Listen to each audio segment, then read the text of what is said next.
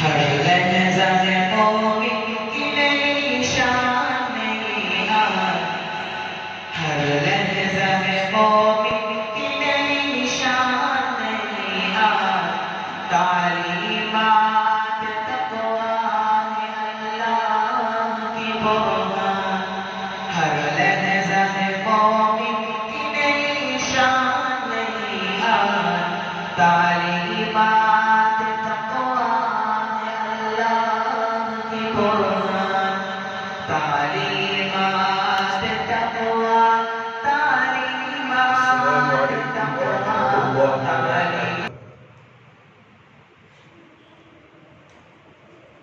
أعوذ بالله من الشيطان الرجيم. بسم الله الرحمن الرحيم. إن الحمد لله نحمده ونستعينه ونستغفره ونعوذ بالله من شرور أنفسنا ومن سيئات أعمالنا. من يهده الله فلا مضل له ومن يضلل فلا هادي له. وأشهد أن لا إله إلا الله وحده لا شريك له. وأشهد أن محمدًا عبده ورسوله. أعوذ بالله السميع العليم من الشيطان الرجيم من همزه ونفخه ونفسه. بسم الله الرحمن الرحيم. يا أيها الذين آمنوا اتقوا الله حق تقاته ولا تموتن إلا وأنتم مسلمون. يا أيها الناس اتقوا ربكم الذي خلقكم من نفس واحدة وخلق منها زوجها وبث منهما رجالا كثيرا ونساء. واتقوا الله الذي تساءلون به والأرحام إن الله كان عليكم رقيبا. يا أيها الذين آمنوا اتقوا الله وقولوا قولا سديدا يصلح لكم أعمالكم ويغفر لكم ذنوبكم ومن يطع الله ورسوله فقد فاز فوزا عظيما.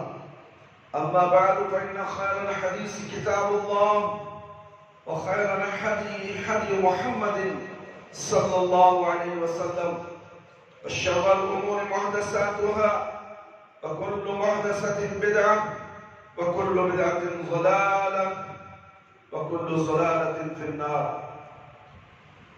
محترم بزرگوں، دوستوں اور خواتین اسلام اور پیارے بچوں، آج یوم الجمعہ یعنی عید المومنین ہے. خطبہ جمعہ کا عنوان ہے فضائل عشرہ ذو الحجہ اور قربانی کے مسائل. برادران اسلام اور خواتین اسلام، اللہ تعالیٰ نے چونکہ انسان کو اپنی عبادت کے لیے پیدا کیا ہے، اس لیے اسے چاہیے کہ وہ ہر لمحہ اس کی منشا کے مطابق زندگی گزارے اور اس کی عبادت کے ذریعے اس کے تقرب کے لیے کوشاں رہے. تاہم اللہ تعالیٰ نے بعض حسین مواقع ایسے بھی عطا کیے ہیں جن میں انسانوں کو اس کی عبادت کے لیے قبر بستہ ہو جانا چاہیے اور مختلف متنوع اعمال صالحہ میں ایک دوسرے سے سبقت لے جانے کی کوشش کرنی چاہیے. اس مبارک موقع میں سے ایک موقع اللہ رب العالمین نے ہمیں عطا فرمایا ہے اور وہ ہے عشرہ ذو الحجہ کا. یہ وہ ایام ہیں جن کے افضل الایام ہونے کی شہادت میرے اور آپ تمام کے کائنات کے پیارے نبی صلی اللہ علیہ وسلم نے دی ہے اور ان میں نیک عمل کی بڑی تاکید فرمائی ہے. بلکہ اللہ تعالیٰ نے قرآن مجید میں ایک مقام پر ان ایام کی قسم بھی کھائی ہے. فرمایا والفجر ولیال عشر. سورۃ الفجر آیت نمبر 1 سے 2. قسم ہے فجر کی اور 10 راتوں کی. جمہور مفسرین کے نزدیک 10 راتوں سے مراد ذو الحجہ کی ابتدائی 10 راتیں ہیں. اب علامہ ابن کثیر رحمہ اللہ علیہ بھی اپنی تفسیر میں اسی رائے کو صحیح کہا ہے. اور اللہ تعالیٰ کا ان ایام کی قسم کھانا ہی ان کی عظمت اور فضیلت کی سب سے بڑی دلیل ہے، کیونکہ عظیم باری تعالیٰ کسی عظمت والی شے کی قسم ہی کھاتا ہے، لہذا اللہ کے بندوں کو بھی چاہیے کہ وہ ان ایام میں اعمال صالحہ کے لیے خوب محنت کرے اور ان کی آمد کو اپنے لیے باعث شرف اور نیکی سمجھے۔ اللہ رب العالمین کا فرمان ہے،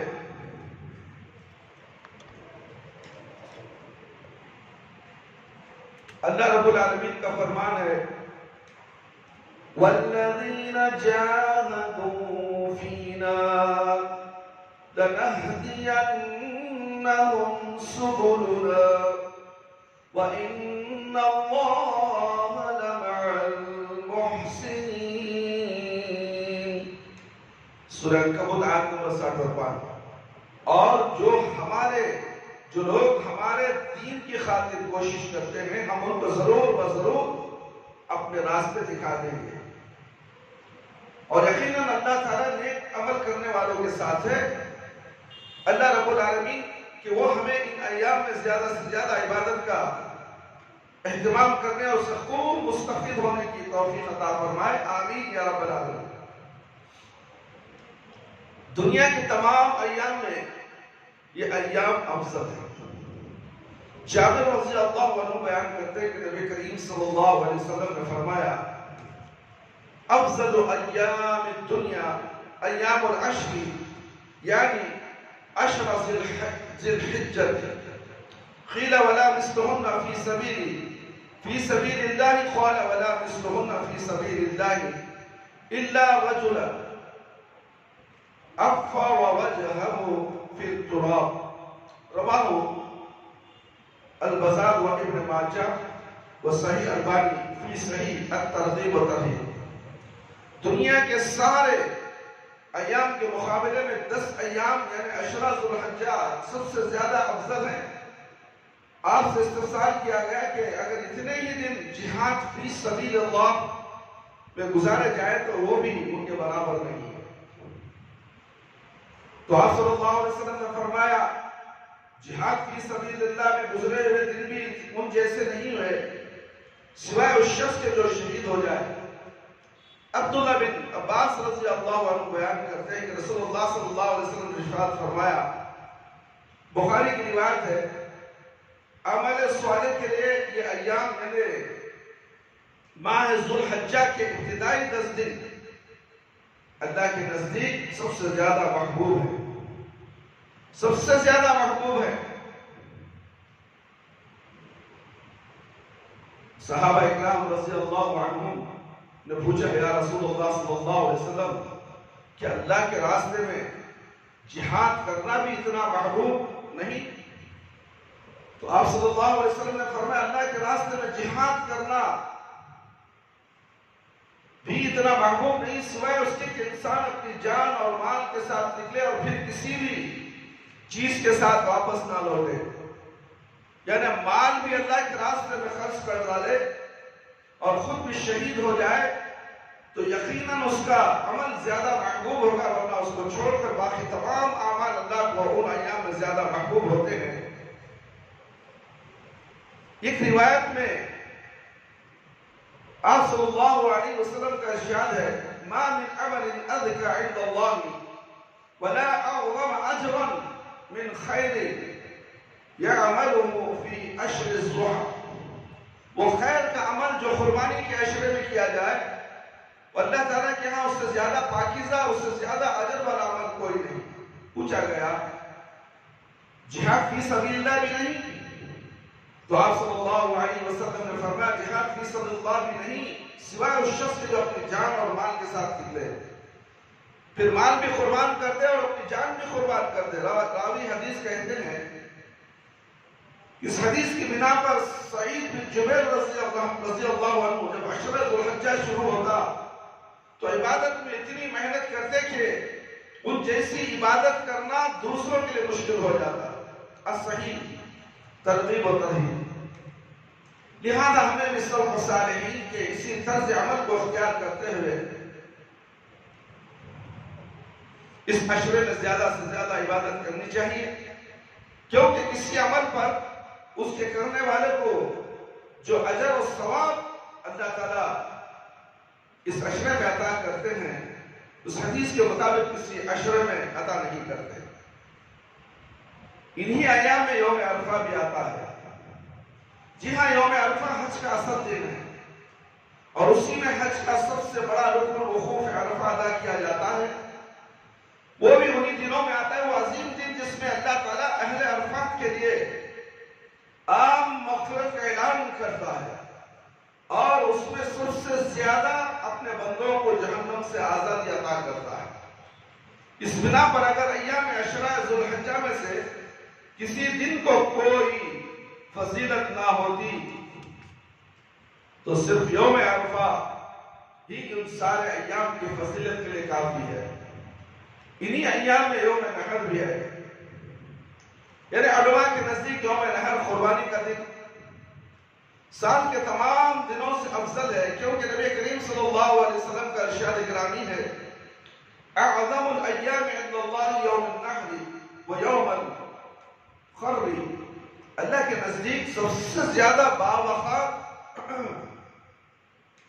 عظمت والا دن یوم نحر یعنی 10 ذو الحجہ کا دن ہے، پھر اس کے بعد مینا میں ٹہلنے کا دن یعنی 11 ذو الحجہ ہے۔ ابو داؤد و نسائی ان ایام میں متعدد اہم ترین عبادتیں جمع ہوتی ہیں۔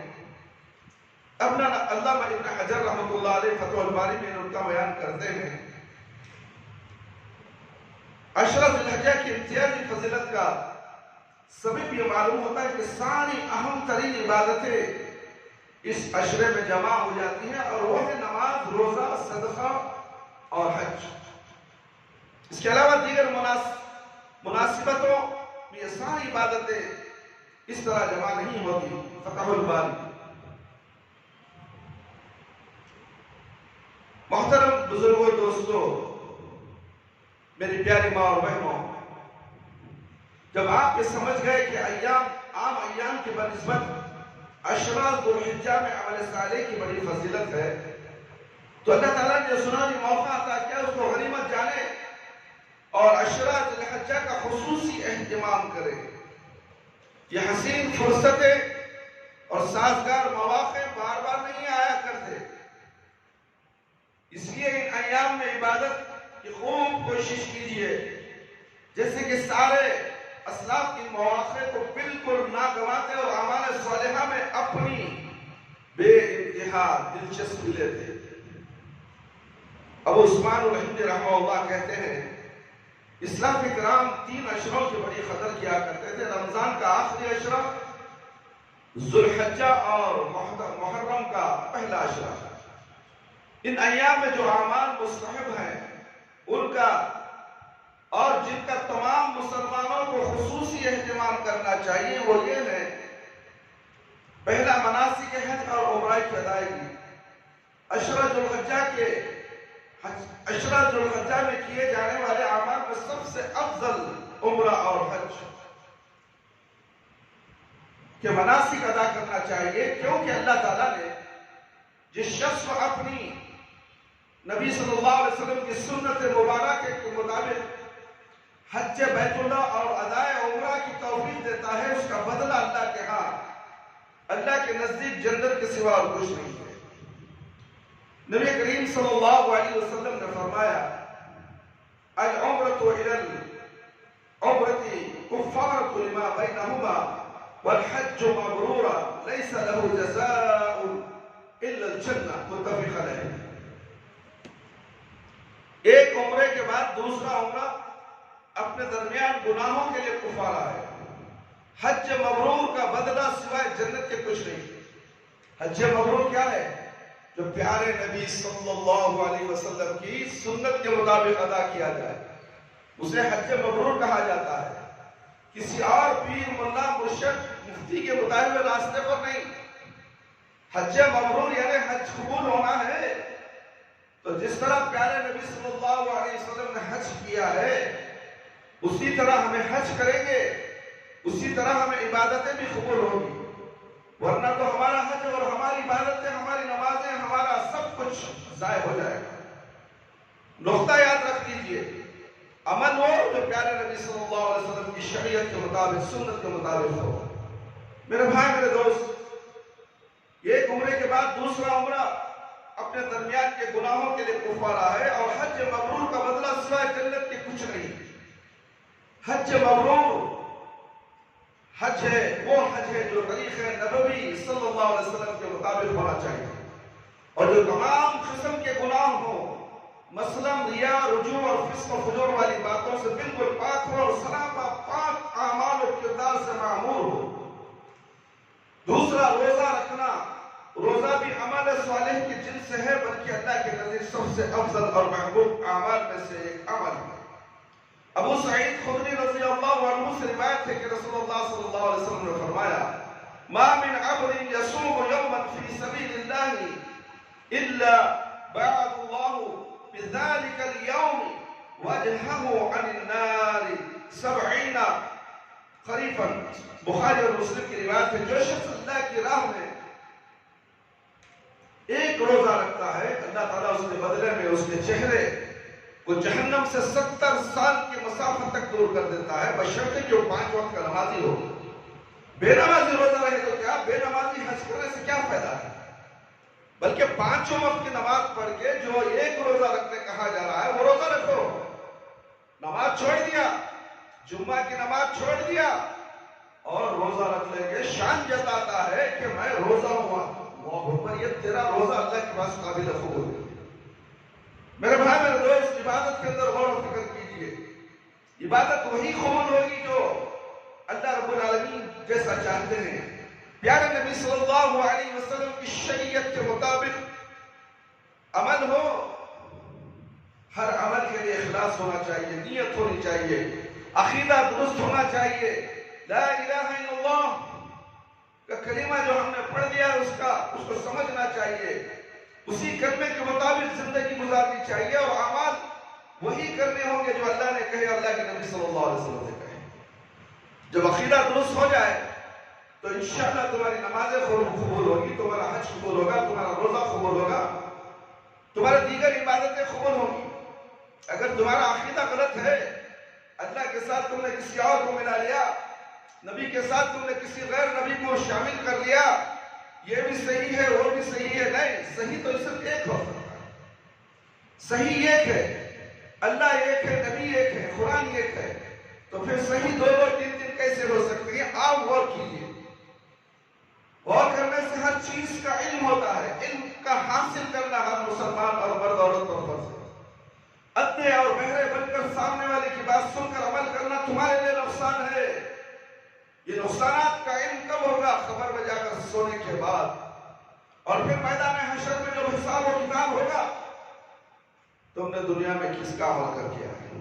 فلاں مولوی صاحب کا، فلاں مفتی صاحب جیسا بولے ویسا سنے، فلاں امام صاحب جیسا بولے ویسا سنے، فلاں پیر و مرشد بولے ویسا سنے۔ میں نے تو نبی کو بھیجا تھا نا دنیا میں، اور یہ بھی کہہ دیا تھا کہ دین مکمل ہو گیا، اس میں کم بھی نہیں کرنا، زیادہ بھی نہیں کرنا۔ تم نے تو زیادہ بھی کر لیا، کم بھی کر لیا، منمانی بھی کر لی، اور اس دین کے اندر اپنی مرضی بھی جتا دی، تو پھر تمہارا انجام کیا ہوگا؟ کیا ہے تمہارے عشرہ ایام کے عبادتیں قبول ہوگی جو تم نے 60-70 سال کی زندگی گزارنے کے بعد اس دنیا سے جاؤ گے؟ جو 60-70 سال کی عبادت ہے کہ اللہ کے پاس قابل قبول ہے، پھر نہیں ہے تو پھر کیا کرنا چاہیے؟ ہمیں غور اور فکر کرتے ہوئے کہ شریعت اللہ تعالیٰ نبی کریم صلی اللہ علیہ وسلم پر اتارا ہے، اس شریعت کو تلاش کرنی چاہیے، ڈھونڈنا چاہیے، تحقیق کرنا چاہیے، پھر عمل کرنا چاہیے۔ میرے بھائی، میرے دوست، ابو سعید خدری رضی اللہ تعالیٰ کی حدیث ہے، جو شخص اللہ کی راہ میں ایک روزہ رکھتا ہے، اللہ تعالیٰ اس کے بدلے میں اس کے چہرے کو جہنم سے 70 سال کی مسافت تک دور کر دیتا ہے۔ یہ روزے کی عمومی فضیلت ہے، اور جہاں تک عشرہ ذو الحجہ میں روزے رکھنے کا تعلق ہے تو رسول اللہ صلی اللہ علیہ وسلم کی ازواج مطہرات رضی اللہ عنہم میں سے کسی سے مروی ہے کہ رسول اللہ صلی اللہ علیہ وسلم نے فرمایا، ذو الحجہ کے پہلے 9 روزے رکھتے تھے، اسی طرح یوم عاشورہ کا، اور ہر ماہ میں 3 دن روزے رکھتے تھے۔ اس بنا پر عشرہ ذوالحجہ یعنی اس ماہ کے 9 دن روزہ رکھنا مستحب ہے. جہاں تک عائشہ رضی اللہ عنہا کا یہ قول ہے کہ ما رأيت رسول اللہ صلی اللہ علیہ وسلم صائما فی العشر قط، میں نے رسول اللہ صلی اللہ علیہ وسلم کو عشرہ ذوالحجہ میں کبھی روزے کی حالت میں نہیں دیکھا. یہ مسلم کی روایت ہے. تو اس کے بارے میں امام نووی رحمۃ اللہ علیہ کہتے ہیں اس حدیث سے یہ اہم بات پیدا ہوتی ہے کہ عشرہ ذوالحجہ یعنی ذوالحجہ کے پہلے 9 دن روزہ رکھنا مکروہ ہے، جبکہ علماء اس کی تعبیر یوں کرتے ہیں کہ ان 9 ایام کا روزہ رکھنے میں کوئی کراہت نہیں، بلکہ یہ تو نہایت درجہ مستحب ہے. خاص طور پر 9 ذوالحجہ کا روزہ جس کی فضیلت میں کئی احادیث وارد ہیں. اس کے علاوہ صحیح بخاری میں رسول اللہ صلی اللہ علیہ وسلم کا بھی یہ ارشاد بھی ہے کہ ان ایام میں عمل صالح اللہ تعالیٰ کو باقی تمام ایام کی بنسبت زیادہ محبوب ہوتا ہے. تو عائشہ رضی اللہ عنہا کا یہ کہنا کہ ان ایام میں آپ صلی اللہ علیہ وسلم نے روزہ نہیں رکھا، اس کا یہ معنی ہے کہ کسی بیماری کے عارضہ یا سفر وغیرہ کی بنا پر روزہ نہیں رکھا. ان کا یہ کہنا ہے کہ انہوں نے آپ صلی اللہ علیہ وسلم کو ان ایام میں روزے کی حالت میں نہیں دیکھا، تو ان کے نہ دیکھنے سے یہ لازم نہیں آتا کہ آپ صلی اللہ علیہ وسلم روزہ رکھا ہی نہیں. پھر امام نووی رحمۃ اللہ علیہ نے ابو داؤد کی وہی حدیث بطور دلیل ذکر کی ہے جس کا تذکرہ ہم ابھی کر چکے ہیں. جبکہ حافظ ابن حجر رحمہ اللہ علیہ عائشہ رضی اللہ عنہا کہ اس قول کے بارے میں کہنا ہے کہ شاید اس لیے آپ صلی اللہ علیہ وسلم بعض اوقات کسی عمل کو پسند تو کرتے تھے لیکن اس کی فرضیت کے خوف کی وجہ سے اسے ترک کر دیتے تھے. لہذا ہو سکتا ہے کہ آپ صلی اللہ علیہ وسلم نے اسے بھی فرضیت کے اندیشے کی بنا پر چھوڑ دیا. فتح الباری. بہرحال عائشہ رضی اللہ عنہا کے قول کہ جو بھی تعویل ہو نبی کریم صلی اللہ علیہ وسلم کا جو عمومی ارشاد ہے ان ایام میں عمل صالح اللہ تعالیٰ کی سب سے زیادہ محبوب ہوتا ہے، تو اس میں روزہ بھی آتا ہے اور روزے کے فضائل متعدد حدیث سے ثابت ہے. میرے بھائی، میرے دوست اور خواتین اسلام، واضح رہے کہ ایام عشرہ ذوالحجہ میں سے یوم عرفہ کے روزے کو آپ صلی اللہ علیہ وسلم نے خصوصی اہمیت دی ہے اور اس کی فضیلت بیان کرتے فرمایا صوم یوم عرفہ احتسب علی اللہ ان یکفر السنة التي قبلہ والتي بعدہ. مسلم کی روایت ہے یوم عرفہ کے روزے کے متعلق مجھے اللہ سے امید ہے وہ پچھلے 1 سال اور آنے والے 1 سال کے گناہ کے لیے کفارہ بن جائے. اللہ اکبر. لہذا 9 ذی الحجہ یعنی یوم عرفہ کا روزہ رکھنا سنت ہے. میرے بھائی، میرے دوست اور خواتین اسلام، غور فرمائیے آج 9 ذی الحجہ ہم ہندوستان کی تاریخ کے مطابق مناتے ہیں، مگر یہ ہندوستان کی تاریخ دین میں نہیں ہے. ہم تو اسلام لائے، مسلمان ہیں، ہماری تاریخ عربی تاریخ چلتی ہے، مگر یہ تاریخ جو ہے انگریزوں نے بنائی ہے. ہم نے انگریزوں کی تاریخ کے مطابق 10 ذی الحجہ کو روزہ رکھتے ہیں، یعنی اس دن نہر قربانی کا دن ہے. میرے بھائی، میرے دوست، ذرا غور کرو کہ علماء کرام بولے بھالے مسلمانوں کو گمراہ کر دیتے ہیں. آپ ذرا سوچو تو صحیح، اللہ نے آپ کو عقل دی ہے، یوم عرفہ کہا جا رہا ہے، عرفہ کا دن روزہ رکھنا ہے، بلکہ مولویوں نے عرفہ کے دوسرے دن روزہ رکھا رہے ہیں ہندوستان کے اندر. اللہ اکبر. یہ کتنی بڑی احمقانہ بات ہے. یہ کوئی چھوٹا بچہ بھی نہیں سمجھے گا. مولوی صاحب عرفہ کہاں ہوتا؟ مولوی صاحب تمہیں کہاں روزہ رکھا ہے؟ سوال بھی کر سکتا ہے ایک عالم کو. وہ عالم کہے گا ارے بچے تجھے معلوم یہ خاموش ہوتے ہیں، ابھی عقل ہوتی بڑی نہیں ہے. کیوں نہیں آئی؟ آج کل کے چھوٹے بچے ساری دنیا گھومتا تھے موبائل کے بٹنوں کے اندر. کوئی سے شہر میں کون سی تاریخ ہے، کوئی سے ملک میں کیا تاریخ ہے، کیا وقت چل رہا ہے آج کا. وہ سے یہاں 2 بجے ہیں تو وہاں کتنے بجے ہیں؟ یہ گھنٹوں کا سفر ہے، مگر ان مولویوں نے 24 گھنٹے کا سفر بنا دیا۔ 24 گھنٹے ہندوستان کو، تاریخ کو، عبادتوں کو الگ ملگ کر دیا۔ سوچو، تم اندھے نہیں ہو، دماغ سے پیدل بھی نہیں ہو، دنیا کے پورے کام عقل مندی سے کرتے ہو، جب دین کا عمل آتا ہے تو کہتے ہو کہ نہیں ہمارے مولوی صاحب ایسا بول رہے۔ تمہارا مولوی صاحب کیا دیندار، دین کا ٹھیکہ لے بیٹھا ہے؟ دین تو پیارے نبی صلی اللہ علیہ وسلم پر اترا، دین اللہ کے نبی صلی اللہ علیہ وسلم پر اترا، تو اللہ کے نبی صلی اللہ علیہ وسلم نے کہا کہ یوم عرفہ کے دن روزہ رکھو۔ کیا یوم عرفہ کسی بڑے میدان میں آتا ہے ہندوستان کے؟ اس دن روزہ رکھنے کے لیے 9 ذی الحجہ تو عربی کی تاریخ ہے، 9 ذی الحجہ عربی کی تاریخ ہے، 9 جولائی نہیں، 10 جولائی نہیں۔ ارے سمجھو تو صحیح، دین کو بگاڑ کر کے رکھ جاتا ہوں نا، یعنی کہ 1 سال کے اگلے پچھلے گناہ جس دن حاجی لوگ عرفہ کے میدان میں ہوتے ہیں، کب تک ہوتے ہیں وہ؟ فجر کی نماز کے بعد، سورج طلوع ہونے کے بعد مینا سے سفر کرتے ہیں عرفات کے میدان میں، اور سورج غروب ہونے تک وہاں رہتے ہیں۔ اس وقت بھی عرفہ کا میدان ہے، اسی میدان کے وقت ہمیں روزہ رکھنا ہے، بلکہ یہ نہیں کہ روزہ دوسرے دن رکھا جائے اور مینا میں حاجی حضرات قربانی کر کے گوشت کھاتے ہیں۔ ہم مسلمانوں کو روزہ روکتا ہے جب بھوکا مارا جاتا ہے۔ اللہ اکبر، سوچو تو ہی میرے بھائی میرے دوست، اس دن عید کا دن ہے، عید کا دن روزہ رکھایا جاتا ہے۔ بنگلور ہو، چاہے ہندوستان ہو، پاکستان ہو یا بنگلہ دیش ہو، یہ 3 ممالک کے اندر ہی شرک اور بدعت کٹ کٹ کر بھرا ہوا۔ دین ان کو سمجھ میں نہیں آتا، قرآن ان کو سمجھ میں نہیں آتی، احادیث ان کو سمجھ میں نہیں آتی۔ یہ اندھے بہرے گونگے بن کر ملا اور مولوی کو پیچھے کیوں بھلاتے ہیں؟ مولوی اس کے خبر میں آ کے سوئے گا؟ ارے بابا اس کے خبر میں آ کر سوئے گا؟ یا بابا میدان حشر میں بچا لے گا یا مفتی مولوی بچائے گا؟ کوئی نہیں بچائے گا، تمہارے اعمال صالحات تمہیں بچائے گا۔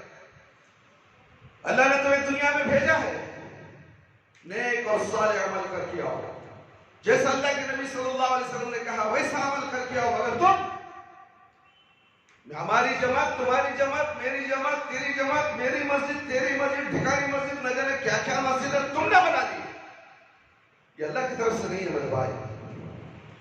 یہ حنفی کی مسجد، یہ بریلوی کی مسجد، یہ قادیانی مسجد، یہ بھوری مسجد، نہ جانے کیا کیا مسجد ہے، اہل حدیث کی مسجد، تبلیغ جماعت کی مسجد، مسجدیں سب ایک ہیں مگر عبادتیں غلط ہو رہی ہیں، اس کی نشاندہی کی جاتی ہے۔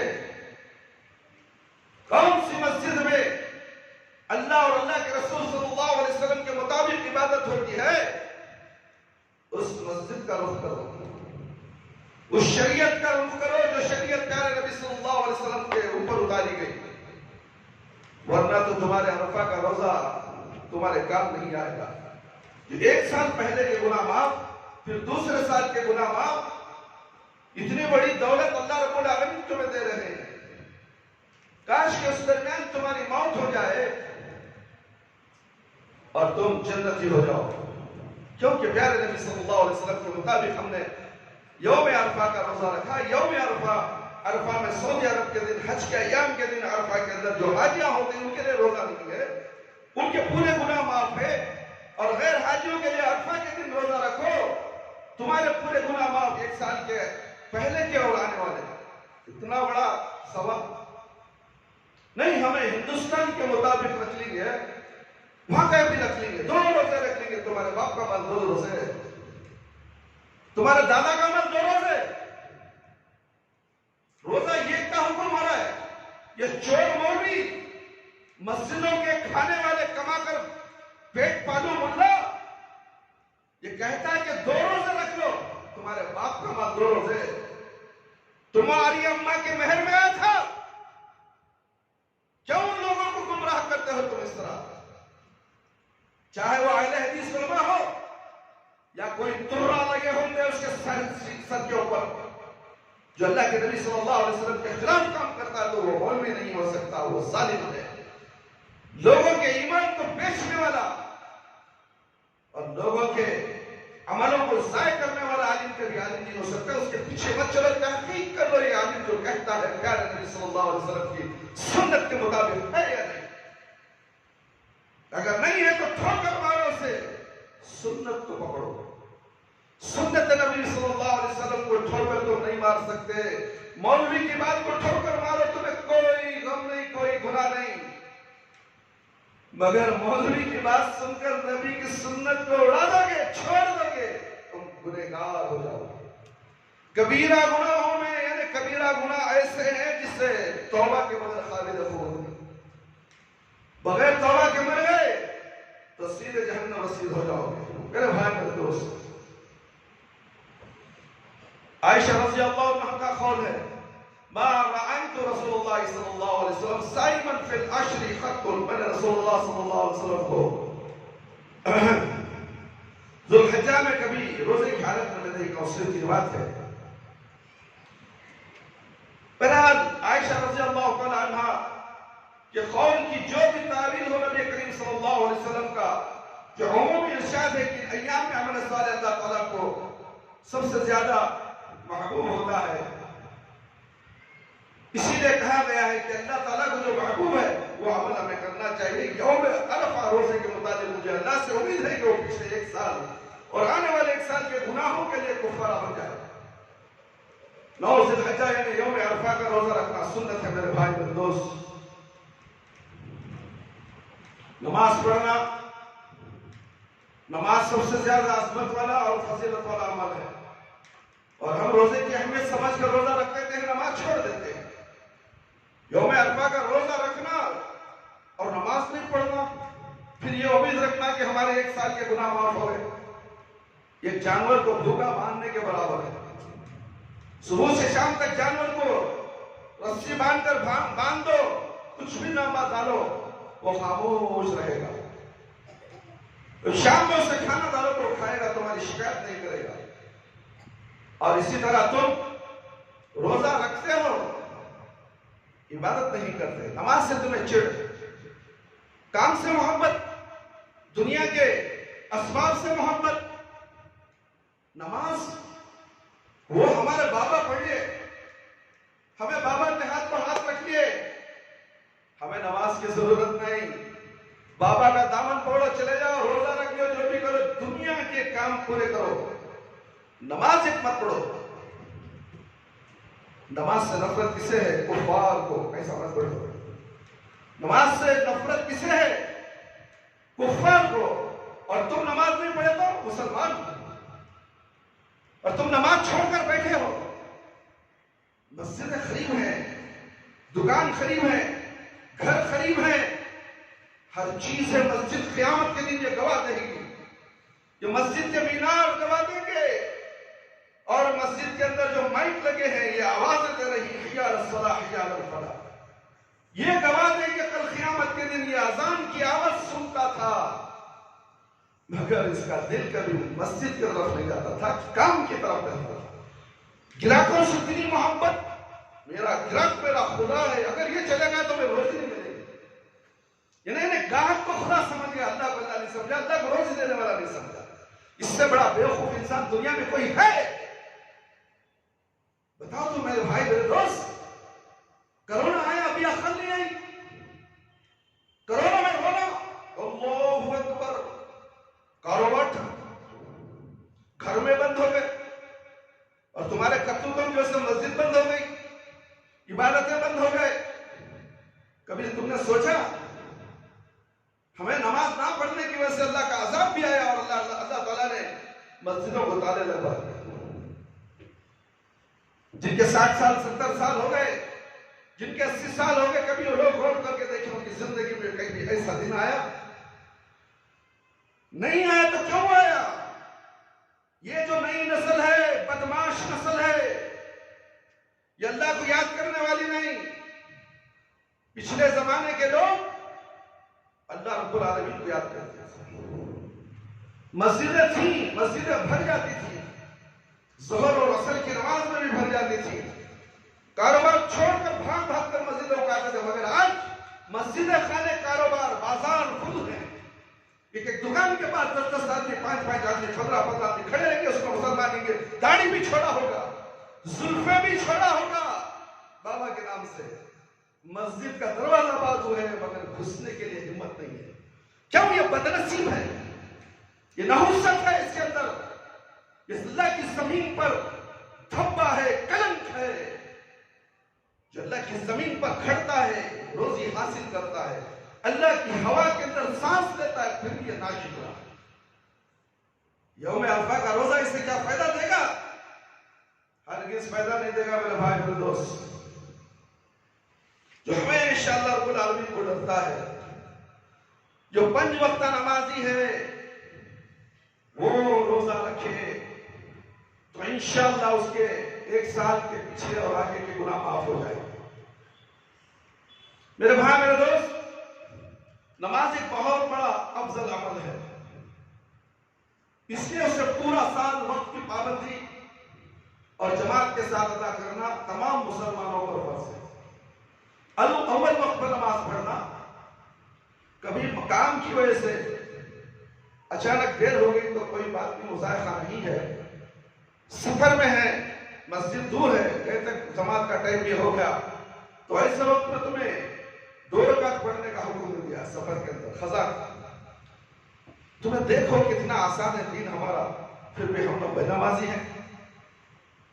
اول وقت میں نماز پڑھو اور 5 وقت نماز پڑھو اور جماعت کے ساتھ ادا کرنا تمام مسلمانوں پر فرض ہے، خصوصاً ان ایام میں فرض کی ادائیگی کے ساتھ ساتھ کثرت سے نوافل پڑھنا اور ان کا اہتمام بھی کرنا چاہیے، کیونکہ نوافل اللہ سے قریب کرنے کا بہترین ذریعہ ہے۔ ابو ہریرہ رضی اللہ عنہ روایت کرتے ہیں کہ رسول اللہ صلی اللہ علیہ وسلم نے فرمایا، اللہ رب العالمین فرماتے ہیں جو شخص میرے دوست سے دشمنی کرتا ہے میں اس کے خلاف اعلان جنگ کرتا ہوں، اور میرا بندہ سب سے زیادہ میرا تقرب اس چیز کے ساتھ حاصل کرتا ہے جسے میں نے اس پر فرض کیا ہے، یعنی 5 وقت کی نماز، یعنی فرائض کے ساتھ میرا تقرب حاصل کرنا ہی مجھ سے زیادہ محبوب ہے، اور میرا بندہ نوافل کے ذریعے میرا تقرب حاصل کرتا رہتا ہے یہاں تک کہ میں اس سے محبت کر لیتا ہوں۔ فرض نماز بھی پڑھ لیتا ہے، سنت اور نوافل بھی پڑھتا ہے، تو میں اس سے محبت کرتا ہوں، پھر جب میں اس سے محبت کر لیتا ہوں تو میں اس کا کان بن جاتا ہوں، جس کے ذریعے سے وہ سنتا ہے، اس کی آنکھ بن جاتا ہوں، جس کے ذریعے سے وہ دیکھتا ہے، اس کا ہاتھ بن جاتا ہوں، جس کے ذریعے سے وہ پکڑتا ہے، اس کا پاؤں بن جاتا ہوں، جس کے ذریعے سے وہ چلتا ہے، یعنی ان کے ان تمام اعضاء کو اپنی طاقت میں لگا دیتا ہوں۔ اور اگر وہ مجھ سے سوال کرے تو میں اسے ضرور و ضرور عطا کرتا ہوں۔ دیکھیں دعا کی قبولیت کے لیے کتنی شرط ہے۔ مانگو تو اللہ سے مانگو، اللہ مانگنے کا طریقہ بتا رہا ہے، اور تم بابا کے دربار میں جا کر کہہ دو بابا فلانا فلانا دے دو، کہاں سے دے گا بابا؟ بابا کو پیدا کیا اللہ نے، بابا مرنے کے بعد دفن ہوا، مر گیا، 9 من مٹی کے اندر سو گیا، وہ سننے والی ذات نہیں۔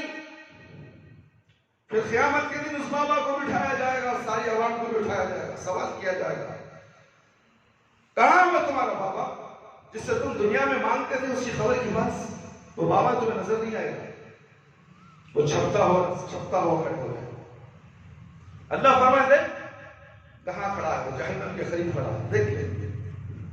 اللہ اکبر اللہ اکبر، کیا انجام ہوگا اس وقت؟ تمہاری زمین میں سے ہوا نکل جائے، پسینے تمہارے لگام تک آ جائیں گے۔ جب بابا جہنم کی طرف کھڑے، ہمارا کیا حال ہوگا؟ ہم زندگی بھر بابا کے تل پہ چڑھتے رہے، مزاروں پہ پھولیں چڑھاتے رہے، بھوتیاں چڑھاتے رہے، دیگیں چڑھاتے رہے، چادریں چڑھاتے رہے، پورا گیا گیا سب گیا، تھرا کا تھرا رہ گیا۔ ہم نے کبھی اللہ کی بات نہیں سنی، کبھی ہم نے رسول اللہ صلی اللہ علیہ وسلم کا کہا نہیں مانا، ہر وقت بابا بابا بابا کی رٹ لگا رہے تھے، اندھ بھکت بن کر زندگی گزار رہے تھے۔ قیامت کے دن ان کا انجام بہت برا ہے میرے بھائی اور دوست. یعنی اس کے تمام اعضاء کو اپنی اطاعت میں لگا دیتا تھا. اگر وہ مجھ سے سوال کرتا تو میں اسے ضرور عطا کرتا ہوں. اگر وہ میری پناہ طلب کرتا ہے تو یقیناً اسے پناہ بھی دیتا ہوں. ان مبارک ایام میں اللہ کا ذکر کثرت سے کرنا چاہیے میرے بھائی میرے دوست اور خواتین اسلام. ابن عمر رضی اللہ عنہ سے روایت ہے کہ رسول اکرم صلی اللہ علیہ وسلم نے فرمایا اللہ کے نزدیک نہایت عظمت والے اور محبوب دن ایام عشرہ ذو الحجہ کے مقابلے میں کوئی دن نہیں ہے. اس لیے ایام میں لا الہ الا اللہ اللہ اکبر والحمدللہ جیسے اذکار کثرت سے کیا کرو. رواه احمد. اور ذکر اللہ کا اس سے بڑا کیا فائدہ کیا ہوگا کہ اس سے اللہ کی معیت نصیب ہوتی ہے جیسا کہ نبی کریم صلی اللہ علیہ وسلم نے فرمایا. بخاری کی روایت ہے اللہ تعالیٰ ارشاد فرماتے ہیں اپنے بندے کے گمان کے مطابق اس سے سلوک کرتا ہوں اور جب وہ میرا ذکر کرتا ہوں تو میں اس کے ساتھ ہوتا ہوں. اگر وہ مجھے دل میں یاد کرے تو میں اسے دل میں یاد کرتا ہوں اور اگر وہ کسی جماعت میں مجھے یاد کرے تو میں اسے بہتر جماعت میں اسے یاد کرتا ہوں. یعنی فرشتوں کی جماعت میں یاد کرتا ہوں. دنیا والوں کی جماعت میں جو بہتر جماعت ہے جو اللہ اور اللہ کے رسول صلی اللہ علیہ وسلم کی باتیں بولنے کے لیے جو بیٹھتے ہیں وہ جماعت کا ذکر کیا گیا.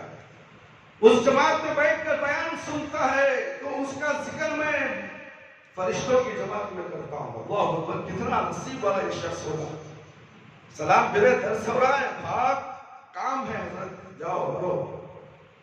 میرے بھائی میرے دوست وہ اگر وہ کسی جماعت میں مجھے یاد کرے تو میں اسے بہتر جماعت میں اسے یاد کرتا ہوں. اگر وہ ایک بالش میرے نزدیک ہوتا ہے تو میں ایک ہاتھ اس کے نزدیک ہوتا ہوں. اگر وہ ایک ہاتھ میرے نزدیک ہوتا ہے تو میں ایک کلا دونوں ہاتھ پھیلائے ہوئے اس کے قریب ہوتا ہوں. دونوں ہاتھ پھیلا کر اللہ اکبر اللہ اس کے قریب ہوتا ہے. اللہ اکبر. سوچو تو صحیح میرے بھائی میرے دوست اگر وہ چلتا ہوا میرے پاس آئے تو میں دوڑ کر اس کی طرف جاتا ہوں. یہ حدیث تو عام ذکر کے بارے میں ہے اور جہاں تک ان کلمات کا تعلق ہے جن کے بارے میں پڑھنے کا نبی کریم صلی اللہ علیہ وسلم نے حکم دیا ان کے بہت بڑے فوائد ہیں. ابو مالک الاشری رضی اللہ عنہ کا بیان ہے کہ نبی کریم صلی اللہ علیہ وسلم نے فرمایا مسلم کی روایت ہے پاکیزگی آدھا ایمان ہے. الحمدللہ ترازو کو اجر و ثواب سے بھر دے گا اور سبحان اللہ اور الحمدللہ یہ دونوں کلمات زمین و آسمان کے درمیان جو خالی حصہ ہے اسے بھر دیں گے اجر و ثواب سے بھر دیں گے. اللہ کتنے آسان کلمات ہیں. یہ کلمات پڑھو نماز پڑھو یہ کلمات کا ذکر اذکار کرتے رہو. کسی درگاہ کو جانے کی ضرورت نہیں فاتحہ دلانے کی ضرورت نہیں 11ویں کرنے کی ضرورت نہیں 40واں کرنے کی ضرورت نہیں.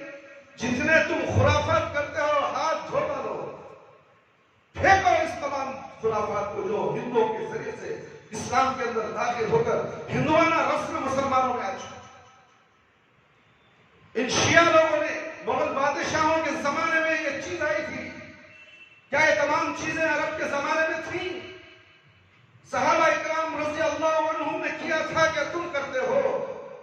وہ مسلمان ہوئے تھے صحابہ اکرام.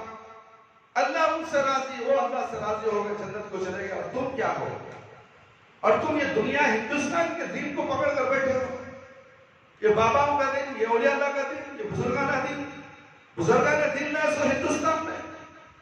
ساری دنیا کس کی ساری کائنات کس کی اللہ رب العالمین. ساری دنیا کے لیے ایک دن اللہ نے بھیجا ایک قرآن اتارا اور ایک نبی کو اتارا. بہت سے انبیاء کرام آئے ان کے دور میں انہوں نے ایک اللہ کی عبادت کرنے کا حکم دیا. اس کے بعد آخری نبی میرے اور آپ کے پیارے نبی محمد صلی اللہ علیہ وسلم آئے. نبوت ان پر آئی ان پر نبوت ختم ہو گئی. اس کے بعد اللہ کے نبی صلی اللہ علیہ وسلم آخری حجۃ الوداع کے موقع پر بیان دیا کہ دین مکمل ہو چکا ہے. اس میں زیادہ بھی نہیں کرنا کم بھی نہیں کرنا. جتنا دین اللہ نے پسند کیا ہے اسلام کو اتنا ہی تم عمل کرو. اور میرے جانے کے بعد دین میں نئے نئے فرقے آ جائیں گے دین میں نئے نئے امام، نئے نئے بزرگ، نئے نئے پیر اور مرشد آئیں گے، اس وقت میں کیا کرنا چاہیے؟ یہ کون فرما رہے ہیں؟ کائنات کے نبی محمد صلی اللہ علیہ وسلم۔ قرآن کو مضبوطی سے پکڑو، میری سنت کو مضبوطی سے پکڑو، ان دونوں کو مضبوطی سے پکڑو اور تم کبھی گمراہ نہیں ہوگے۔ اس کے بعد دجال کا فتنہ آئے گا، یہودیوں کا فتنہ، کتنے فتنے تم دیکھ رہے ہو۔ اس کے بعد عذاب ہی عذاب آنے شروع ہو جائیں گے۔ اگر تم قرآن اور حدیث کو مضبوط پکڑو گے تو کبھی ان فتنوں میں گمراہ نہیں ہوگے۔ اللہ بیماریاں دے کر آزماتا ہے، دولت دے کر آزماتا ہے، دولت چھین کر آزماتا ہے، تمہارے بیوی بچوں کو موت کے گھاٹ اتار کر آزماتا ہے، گھر کا پورا کنبا مر جائے گا، یہ ایک بچہ زندہ رہے گا، آزماتا ہے۔ یہ اللہ کیا آزمائش ہے؟ اس وقت میں اگر قرآن اور حدیث کو چھوڑ دو گے تم کفر میں چلے جاؤ گے۔ اسی لیے کہا گیا کہ سنت، قرآن اور سنت کو مضبوطی سے تھام دو، تم کبھی گمراہ نہیں ہوگے۔ آج گمراہیت کا دور چل رہا ہے میرے بھائی اور دوست، عذاب پر عذاب آ رہے ہیں مگر کسی مسلمان کے کان میں جو نہیں۔ دیکھو کرونا کی وجہ سے 2 مہینے 2.5 مہینے مسجدیں بند رہی، جب مسجد کھولی گئی تو ایکا درگا مسلمان کو پاس ہوا ہے، باقی کے پورے بازار میں فوٹو دے کر ڈر جاتے ہیں، اور پھر کرونا شروع ہوتا ہے اور حکومت بھی وارننگ دے رہی ہے اب آئے گا کرونا، اب 6 مہینے کا لاک ڈاؤن پڑنے والا ہے، جب کیا کرو گے تمہاری عقل کہاں گئی؟ 2 مہینے سڑ گئے ہم، مسجد کھل گئی، اللہ یہ کیا ہو گیا؟ اللہ ہمارے گناہوں کی وجہ سے یہ ہوا، اللہ ہم گناہ کے لیے توبہ کرتے تیرے دربار میں آ کر توبہ کرتے، ہماری گناہ کو معاف کر دے، پھر سے ہم نماز پڑھیں گے، تیری عبادت کریں گے۔ کوئی ملا مولوی بولا، کوئی مسلمان مسجدوں کا آیا، ڈر بازار میں ڈر نہیں، کرونا کا مسجد میں آؤ تو کرونا پکڑ لے، مسجد میں کرونا، اللہ کے دربار میں اللہ کی عبادت میں کرونا آئے، مر جاؤ جنت میں چلے جاؤ، شہید نہ ہوتا۔ ایسا کسی کا ایمان ہے؟ موت و حیات صرف رب العالمین کے ہاتھ میں، کسی سائنسدان کے ہاتھ میں نہیں ہے، کسی بڑے ملک سے بادشاہ کے ہاتھ میں نہیں ہے، قرآن کے ہاتھ میں نہیں ہے، کسی ڈاکٹر کے ہاتھ میں نہیں ہے۔ بیماری آئی اللہ نے دی، موت نہیں ہے تو بچ جائے گا، دواؤں کے ذریعے سے اللہ شفا دے دے گا، اور ہزاروں کی دوائیں، لاکھوں کی دوائیں کرونا کے مریض پر اثر نہیں کری، اس لیے کہ اس کی موت کھڑی ہوئی ہے۔ دماغ سے سوچو، کرونا کچھ نہیں ہے، کرونا تو ڈراتا ہے تو عذاب، اللہ کا عذاب ہے، کرونا کرونا کرونا کرونا مرو، کرونا مرونا، کرونا مرو۔ تمہارے اعمال صالحہ نہیں ہے تو مرو گے جہنم میں جاؤ گے، تمہارے اعمال صالحہ اچھے ہیں، کرونا آئے مرو گے تو جنت میں جاؤ گے۔ شہید اس بیماری میں جو مرے گا وہ شہید ہے، مگر عقیدہ درست ہونا چاہیے۔ اگر عقیدہ نہیں ہے کچھ نہیں ہو سکتا میرے بھائی میرے دوست۔ یہ بیماری کسی کو جنت میں نہیں لے جا سکتی۔ یہ بیماری ان لوگوں کے لیے بشارت ہے جو لوگ ایک اللہ کی عبادت کرتے، ایک نبی کی اطاعت اور فرمانبرداری کرتے ہیں، شرک نہیں کرتے، بدعت نہیں کرتے۔ ایسے شخص پر اگر کرونا آ جائے، لاکھوں خرچ کرنے کے بعد بھی نہ بچے تو افسوس کرنے کی ضرورت نہیں ہے، اللہ کے طرف سے خوشخبری ہے کہ وہ شہید ہے، اسی نے جنت میں جائے۔ اور مشرک، اللہ اکبر، شرک کرنے والا، اللہ کے ساتھ کسی بابا کو ملانے والا، کفر کرنے والا بھی اللہ کو بھگوان مانتا ہے، کہاں بھگوان پوچھا تو اوپر ہے گا، مگر وہ دیوی دیوتاؤں کی پوجا کرتا ہے۔ اگر کیا کرونا میں مر جائے تو جنت کو جائے گا، جب وہ جنت کو نہیں جائے گا تو یہ مشرک بھی جنت کو نہیں جائے گا، چاہے کرونا میں مر جائے، کسی حالت سے مر جائے، پانی میں گر کر مرے، ڈوب کر مرے، جل کر مرے، پیٹ میں درد تکلیف ہو کر مرے، یہ نشانیاں ہیں جنت میں جانے کی۔ کسی انسان کو پیٹ کی تکلیف بار بار برداشت کرتا ہے، اس پیٹ کے درد سے اگر مر جائے، مومن ہے تو سیدھا جنت، مشرک ہے تو اس کا انجام عذاب کے ذریعے سے جہنم ہے۔ یہ تمام چیزیں غور کرو میرے بھائی. بس زندگی ہم گزار رہے ہیں. کیسی زندگی گزار رہے ہیں؟ جانور بھی گزار رہا ہے زندگی. انسان کو اللہ تعالیٰ نے اشرف المخلوقات پیدا کیا ہے، عقل سلیم دی ہے. دنیا کی ہر چیز جانتے ہیں، پہچانتے ہیں، پرکھتے ہیں، مگر ہمیں پرکھتے نہیں تو دین نہیں پرکھتے، اس لیے کہ ہمیں جہنم کو جانا ہے. اگر تمہیں جنت کو جانا ہے تو سچا دین کون سا ہے؟ قرآن کہاں اترا، کس پر اترا، غور کرو. پھر قرآن ساری دنیا کے لیے راہ ہدایت ہے، نور ہے، دستور حیات ہے. اس کتاب کو تم نے بیڑوں پر رکھ کر، الماریوں میں رکھ کر بند کر کے رکھ دیا ہے تبرک کے لیے. اللہ برکت دے گا. صبح اٹھتے ہی تامچین میں لپٹا ہوا قرآن کو دیکھ لیتا ہے، تسلی ہوگی. قرآن پڑھ لیا ہے. ایسا پڑھنے سے نہیں ہوتا. ایسا کر، صبح میں اٹھ کر ناشتے کو دیکھ لے، کھانا کو ناشتہ تصور کر لے کہ ناشتہ کر لیا. تو پھر کو بھی ایک کوچ کام کر، نماز پڑھ لیا، گھر میں سوتے سوتے نماز پڑھ لیا، کھانا بھی کھا لیا. ہر چیز تصور کے حساب سے کر لے میرے بھائی. تیرا خرچہ بھی بچ جائے گا، گھر کا خرچہ بھی بچ جائے گا. تمہارے تصورات، تمہارے خیال، تمہارے دل کے باتیں تمہاری مرضی دین میں نہیں چلنے والی. دین میں جو اللہ رب العالمین نے کہا اسی طرح عمل کرو.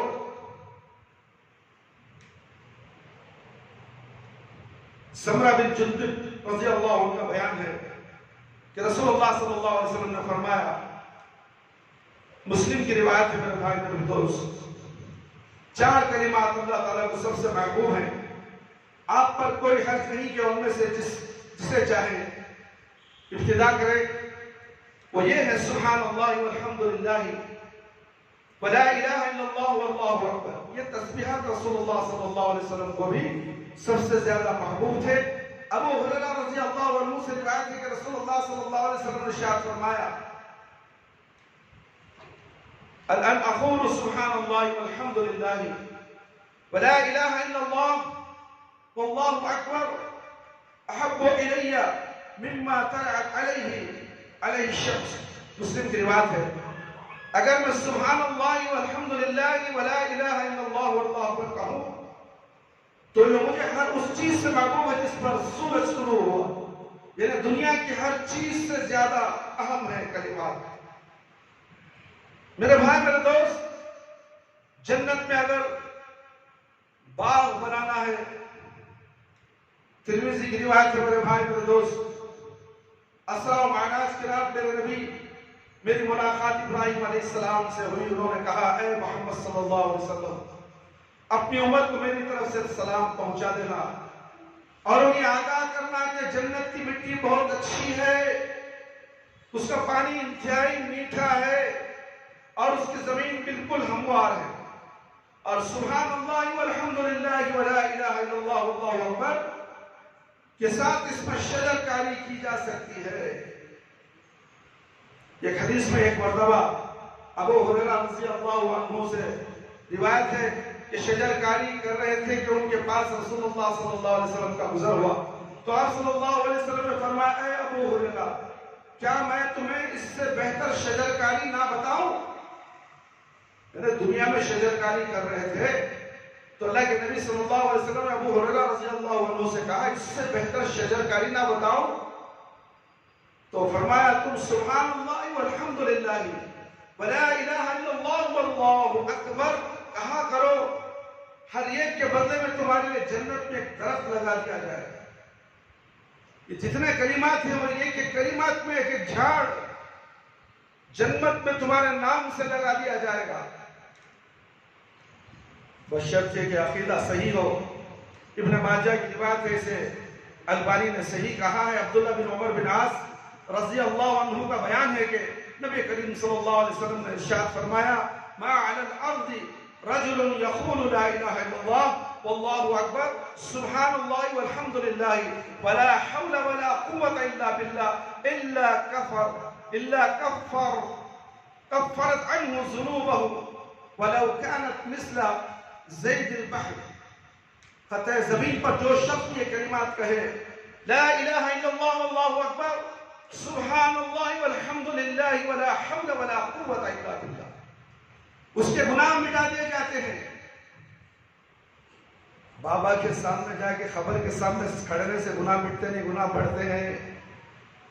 وہ اسی دنیا میں جی رہی تمہیں سب بھی مجھے نہیں معلوم۔ میرا بولنے کا کام سن کر عمل میں کرنے کا تمہارا کام، چھوڑنے میں بھی تمہارا کام، عذاب تمہارے اوپر ہوگا میرے اوپر۔ میں بول کر بچ جا رہا ہوں یار، کل کا دن اللہ مجھے سوال کرے گا، لوگ بیٹھے ہوئے تھے جمعہ کے دن تو حق کی بتایا نہیں۔ میں حق بات بتا رہا ہوں، چاہے آپ کو کڑوی لگے، نہ جانے اس کے اندر کتنے لوگ درگاہ کو ماننے والے ہیں، اللہ کو ماننے والے نہیں ہیں۔ جمعہ کے نمازی بھی ہے، سال کے بھی نمازی ہیں۔ کبھی کبھی جنازے کی نماز کا موقع ہے تو بھی جنازے کی نماز نہیں پڑھتے، کہتے ہیں کہ میں پاکی میں نہیں ہوں۔ سمجھ میں آ رہا ہے؟ ایسے بھی لوگ مسلمان بن کے دنیا میں جی رہے ہیں میرے بھائی۔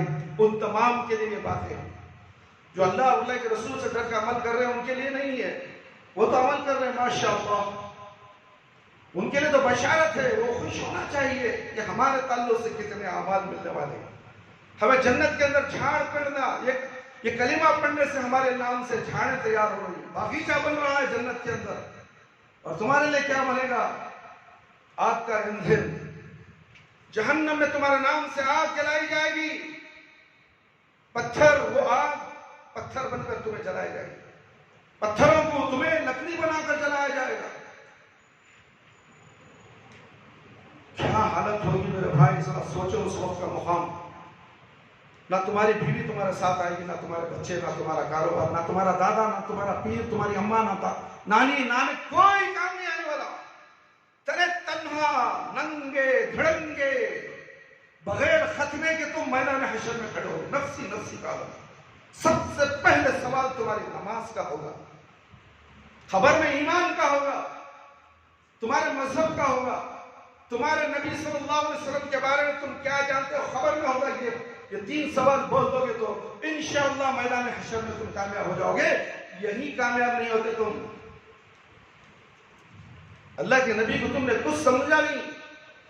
پیران پیر، خواجہ غریب النواز، دستگیر پیر، چشتی پیر، نہ جانے کن کن کی تم دنیا میں عبادت کرتے رہے۔ یہی الفاظ خبر میں آئیں گے، فرشتے کہیں گے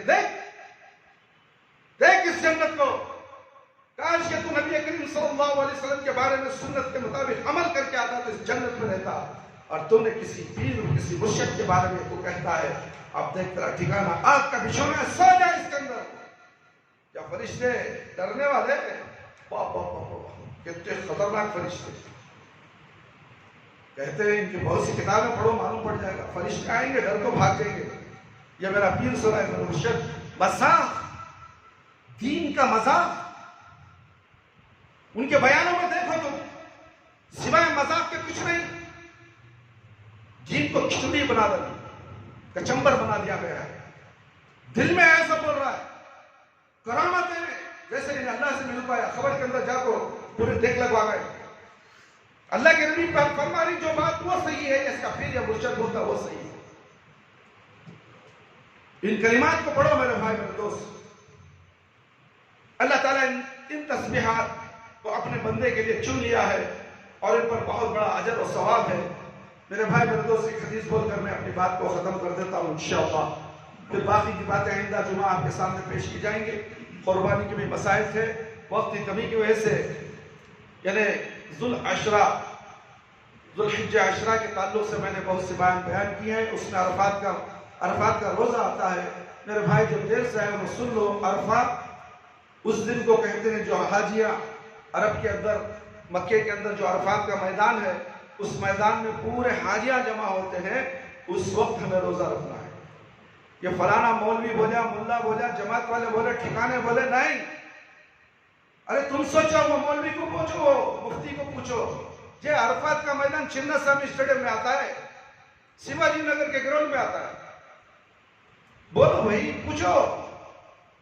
کلکتہ کے ایڈن گارڈن میں آتا ہے۔ 9 ذی الحجہ عربی کی تاریخ، انہوں تاریخوں میں گٹ مٹ کرتے ہیں۔ وقت کا ہے، وقت 2.5 گھنٹے کا فرق ہے سعودی عرب کو بھی ہمارے لیے، مگر یہ 24 گھنٹے کا فرق کر کے تمہارے عبادتوں کو ضائع کر رہے ہیں۔ تم اندھے بہرے بن کر، چاہے وہ اہل حدیث ہو یا کسی اور فرقے سے تعلق رکھنے والے ہو، اہل حدیث بھی اندھے ہو چکے ہیں. چار مینار والا بولیا وہ ساری چار مینار ہو. چار مینار دین تو وہ ہے جسے اللہ نے اللہ کے رسول صلی اللہ علیہ وسلم نے فرمایا. چار مینار کا مومن بولتا ہے 2 روزے رکھ لیو. اس کے بابا کا مال 2 روزے. کس کا یہ مال؟ اللہ نے کہا 1 روزہ رکھو عرفات کا, 1 سال کے اگلے سال کے گناہ معاف. 1 روزہ رکھنے کو کہا اور تم 2 روزے رکھواتے ہو. سوا کا بھی رکھ لیو بھائی, کیا کرتی آج کا بھی رکھ لیو, سوا بھی رکھ لیو. عید کا دن روزہ رکھا تھا, عید کا دن گوشت کھانے کا دن ہے. عید کے دن روزہ رکھنا حرام ہے. کام کھول کر سنو, رمضان میں بھی ایسا ہوتا ہے. سارے عرب کے اندر, ساری دنیا کے اندر 107 ممالک میں عید ہوتی ہے. ہندوستان, پاکستان, بنگلہ دیش میں روزہ رکھتے ہیں. کتنے بدنصیب ہیں یہ ہندوستان کے مسلمان جن کی عبادتیں ضائع ہو رہی ہیں. یہ عبادتیں ضائع کرنے والے کون؟ یہ ملا, مولوی, مفتی. گریباں پکڑو ان کا. تم ہمت اگر ہے تو تمہیں نہیں ہے. عمل تمہارے پاس ہے, روزے کا عمل تمہارے ہاتھ میں. رمضان کے روزے کا عمل, عید کا عمل. 30 روزے رکھے. اللہ نے کہا آج عید کا دن ہے, آؤ میں انعام دینے والا ہوں. اور تم کہتے ہو نہیں, کل آؤں گا انعام لینے, کل ہے ہماری عید. اللہ اکبر. میرے بھائی, سب لوگ عید کے دن بریانی پکا کر کھاتے ہیں, مگر یہ لوگ روزہ رکھاتے ہیں. سوچو, دین کے اندر تاریخوں کو آگے پیچھے کرنا کبیرہ گناہوں میں سے بہت بڑا گناہ ہے. تاریخ ایک چلتی ہے, وہ عربی تاریخ ہے. انگریزی تاریخ کو عیسائیوں نے بنائی ہے کہ تمہارے دنیا کے کام و کاج کے لیے صحیح ہے, مگر عبادت کے لیے عربی تاریخ کا لازم دیکھنا, چیک کرنا ضروری ہے. اللہ رب العالمین سے دعا ہے کہ اللہ تعالیٰ ہم سب کو ان ذی الحجہ کے اندر, ذی الحجہ, عشرہ ذی الحجہ میں جو عبادتیں ہمیں کرنی ہیں, 10 دن کی عبادتیں اللہ رب العالمین کو بہت پسند ہے, محبوب ہے. ایک لمحہ بھی ہمیں ضائع مت کرے. جس طرح ہم رمضان میں 5 وقت کی نماز کو بار بار مسجد کو آتے ہیں, میرے بھائی اسی طرح اب ذی الحجہ کا دن, عشرہ ذی الحجہ شروع ہوتا ہے 2 دن میں. آپ بھی آج سے ہی ارادہ کر لیں کہ ہم نماز پڑھیں گے. کرونا جیسی عذاب والی بیماری آئی تھی, جو بچ گئے سو بچ گئے. یہ مت سمجھو کہ ہم بچ گئے تو ان پر بھی عذاب آنے والا ہے. اللہ تمہیں ڈھیل دے کر آزما رہا ہے. میں نے فلانے اچھے آدمی ہٹے کٹے کو بھی مار دیا, تو بھی ہٹا کٹا ہے. کیا تجھے چھوڑوں گا؟ تجھے چھوڑوں گا نہیں, تجھے آزما رہا ہوں. اور تو گناہ کرتے رہو, تیرے گناہ بڑھتے رہے. اور وہ جو مر گیا ایمان والا تھا, تجھے نہیں معلوم, مجھے معلوم. اے اللہ, میں نے اسے جنت کو بھیج دیا. تو ایمان والا ہے, 1 وقت کی نماز میں پڑھتا, بے ایمان, بے شرم. اور تو ایمان والا ہو سکتا ہے. اللہ اسی لیے ڈھیل دے رہا ہے, تھوڑی دیر عذاب کو روکتا ہے. پھر لوگ بازاروں میں گھومنے لگ جاتے ہیں, اللہ رب العالمین کو بھول جاتے ہیں. پھر اچانک اللہ رب العالمین پکڑتے ہیں. پھر چلانا, چیخنا, وائی وائی کرنا. ہسپتالوں میں بیڈا نہیں, آکسیجن نہیں, ڈاکٹر نہیں. سب ڈاکٹر مر جاتے اس ٹائم کو معلوم. کڈنی کا ڈاکٹر نہیں ملتا, ہارٹ کا ڈاکٹر نہیں ملتا, ناک کا ڈاکٹر نہیں ملتا, بھیجے کا ڈاکٹر نہیں ملتا, کوئی پیشنٹ نہیں ہوتا. سوچو یہ سب کیسے ہوا؟ اللہ کی طرف سے. یہ اللہ کا عذاب ہے. جو چیز تمہیں نظارہ دیکھ چکے ہیں دنیا کے اندر, یہ اللہ کا عذاب ہے. پھر بھی عقل نہیں آئی. اب یہ ذی الحجہ, ذو العشرہ آ گیا آپ کے سامنے, عشرہ ذو الحجہ. اب بھی آپ سدھریں گے نہیں تو ہو سکتا ہے بقرعید کے بعد اور بھی خطرناک عذاب آنے والے ہیں. بہت خطرناک عذاب آنے میں. دجال کا فتنہ شروع ہو چکا ہے. تم بچ نہیں سکتے. ابھی سے توبہ استغفار کرنا شروع کر دو, عبادتیں کرنا شروع کر دو, نمازیں پڑھنا شروع کر دو. تم دجال کو پہچان لو گے. اگر تم نے اسی طرح دنیا کے کمانے میں لگے رہو تو جب دجال آئے گا, وہ کہے گا میرے ہاتھ میں جنت ہے, ایمان ڈالے, بلکہ وہ دوزخ ہوگی. اور تم اس کے ہاتھ کو دیکھو گے, ایمان ڈالو گے. 5 لاکھ آدمیوں کو ایک ساتھ زندہ مار دے گا, تم کہو گے یہ اللہ کے سوا کوئی نہیں مار سکتا, اس نے تو پوروں کو مارا, چلو ایمان ڈالو اس پر. یہ بے ایمان لوگ اس کی عبادتوں میں چلے جائیں گے تو ایمان والا اسے پہچان لے گا. اس کے چہرے پر, پیشانی پہ کافر لکھا ہوگا. اسی لیے وہ کافر پڑھنے کے لیے اللہ رب العالمین کی عبادت کرو. 5 وقت نماز پڑھ لو. نبی کی اطاعت و فرما برداری کر لو، ایک اللہ کی عبادت کرو، ایک نبی کی اطاعت کرو۔ اب جو عشرہ ذوالحجہ کا 10 دن آ رہا ہے، اس میں محنت سے اللہ کا قرب حاصل کرنے کی کوشش کرو۔ اس 10 دنوں میں اپنی زندگی کی عافیت کے لیے دعا کرو، سارے مسلمانوں کی عافیت کے لیے دعا کرو، سارے انسانیت کی عافیت کے لیے دعا کرو، اپنے بیوی بچوں کے لیے، اپنے اہل و عیال کے لیے دعا کرو، خود اپنے لیے دعا کرو، جو مر چکے ہیں ان کے لیے دعا کرو۔ ان کا معاملہ کیا ہے سوائے رب العالمین کے کوئی نہیں جانتا۔ وہ ہماری دعاؤں کے محتاج ہوتے ہیں، ہم جا کر بابا کے دربار میں کھڑے ہوتے ہیں۔ وہ یہ چاہتے ہیں کہ مسجد میں جائے میرا بیٹا، میرا شوہر، میں مر گئی، میرے لیے مسجد میں کھڑ کر دعا کرے، میرے لیے تحفے مل جائیں گے۔ مگر یہ کہیں اور جا کر کہتا ہے، میری خبر کے پاس ہاتھ اٹھاتا ہے، یا میرے خبر کے پاس ہاتھ اٹھائے گا تو میرے لیے عذاب شروع ہو جائے گا۔ قبرستان میں جا کر ہاتھ اٹھاتے ہو، دعا کرتے ہو، دور کھڑو، خبر کے پاس کھڑو، مگر ہاتھ مت اٹھاؤ، مغفرت کی دعا کرو، زبان سے کرو، تمہارے دل سے کرو، اللہ رب العالمین سننے والا ہے۔ کوئی قرآن کا عمل مردے کے لیے قابل قبول نہیں ہے۔ نہ وہاں تم قرآن لے کر جا کر پڑھ سکتے ہو، سورہ یاسین پڑھ سکتے ہو، سورہ بقرہ پڑھ سکتے ہو، کچھ بھی نہیں فائدہ۔ تم وہ عمل کرو، تمہارا عمل ان کے لیے فائدہ ہوگا۔ مسجد میں بیٹھ کر تم ذکر اذکار کرو، اس کا اجر تمہارے مرنے والے کو ملے گا۔ نیت یہ مت رکھو کہ میں جو پڑھ رہا ہوں ان کو چلے جانا، تمہارے واسطے کیا؟ تم نے کیا کیا؟ تم جو نیک عمل کرو گے وہ مردے کو پہنچنے والا ہے، ان کے نام سے جو تم کرو گے وہ پہنچنے والا نہیں ہے۔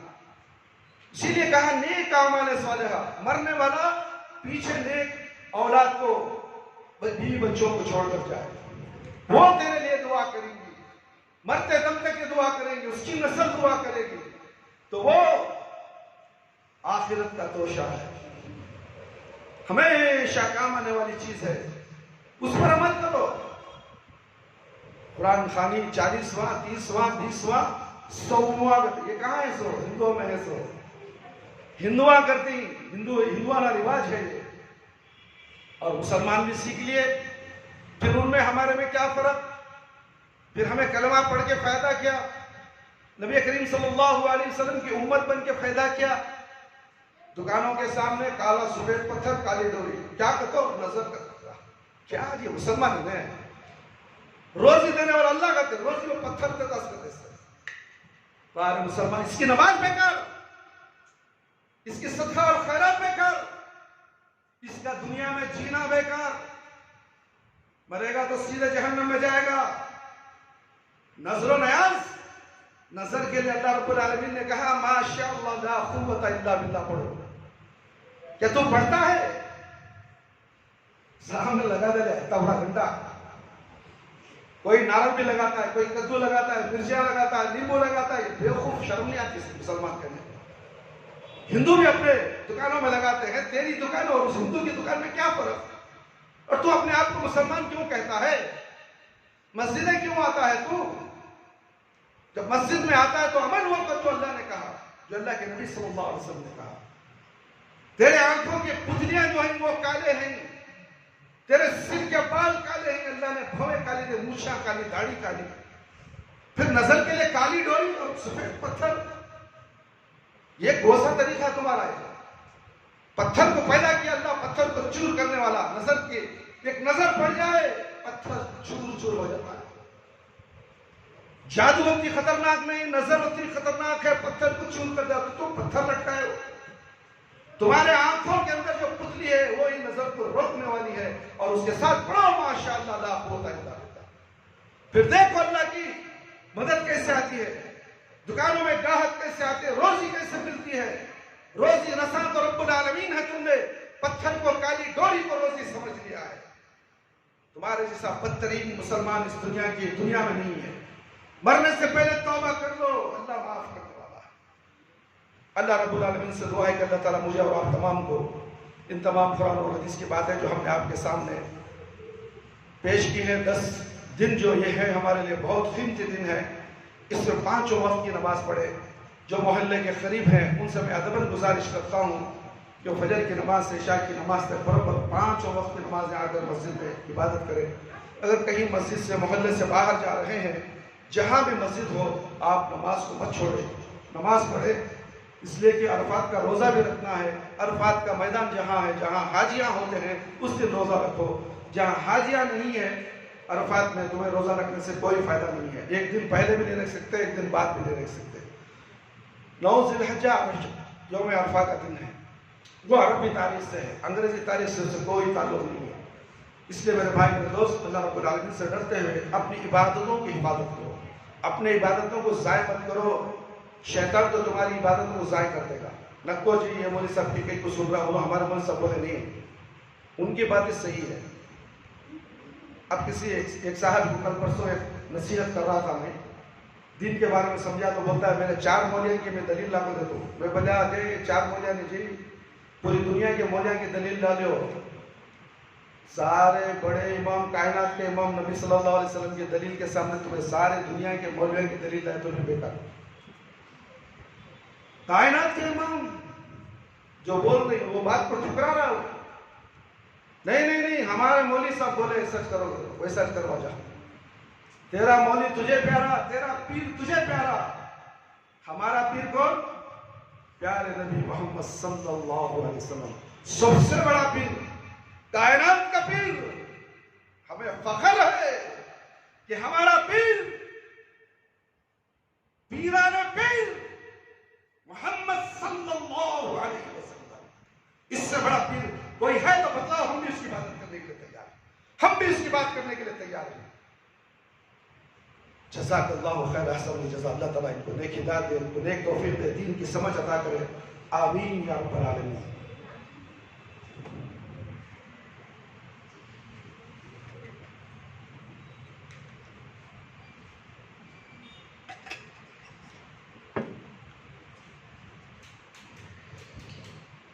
اعوذ باللہ من الشیطان الرجیم. بسم اللہ الرحمن الرحیم. ان الحمد للہ نحمده ونستعینه ونستغفره ونعوذ باللہ من شرور انفسنا ومن سیئات اعمالنا. من يهده الله فلا مضل له ومن يضلل فلا هادي له. واشهد ان لا اله الا الله واشهد ان محمدا عبده ورسوله. اعوذ بالله من الشیطان الرجیم. بسم اللہ الرحمن الرحیم. اما بعد فان خیر الحدیث کتاب اللہ وخیر الحدی حدی محمد صلی اللہ علیہ وسلم وشر الامور محدثاتها وكل محدثة بدعة وكل بدعة ضلالة وكل ضلالة في النار. أعوذ بالله السميع العليم من الشيطان الرجيم من همزه ونفخه ونفسه. بسم الله الرحمن الرحيم. اللهم أحسن عاقبتنا في الأمور كلها ونجنا من فتنة الدنيا وعذاب القبر. اللهم إنا نعوذ بك من عذاب جهنم ونعوذ بك من فتنة المسيح الدجال ونعوذ بك من فتنة المحيا والممات. اللهم اغفر لنا، اللهم اغفر لنا، اللهم اغفر لنا. اللهم سلمنا وسلم ديننا ولا تسلم وقت النزع إيماننا ولا تسلط علينا من لا يخافك. يا ارحمنا وارزقنا خير الدارين إنك على كل شيء قدير. ہر لحظہ قومی کی شان تعلیمات تقویٰ اللہ کی قرآن. تعلیمات تقویٰ، تعلیمات تقویٰ، تعلیمات